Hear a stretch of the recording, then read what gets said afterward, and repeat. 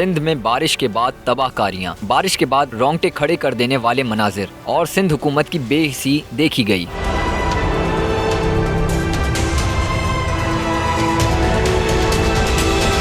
Sukkur barrage में थाने की हुदूद ने इंसानियत को रोन डाला। 3 दिनों से 23 लाशें सक्खर बैराज में मौजूद, कोई पूछने वाला नहीं। मुकामी अफराद के मुताबिक सिर्फ 6 अफराद की लाशों को निकाला जा सका है। थाने की हुदूद के इख्तलाफ के सबब लाशों को निकाला नहीं जा रहा।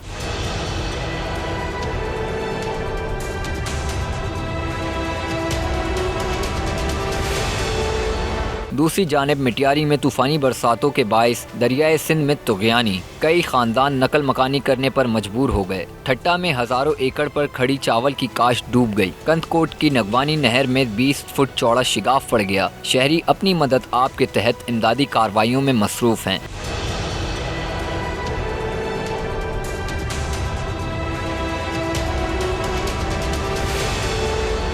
सेवन में मंचर झील में पानी की सतह में खतरनाक हद तक इजाफा हो गया। इधर मानसून बारिश से सिंध में बड़े पैमाने पर जानी नुकसान भी हुआ। मुख्तलिफ हादसात में 100 अफराद जान की बाजी हार गए। मरने वालों में 51 बच्चे शामिल। सबसे ज्यादा 41 अमवात कराची में हुई।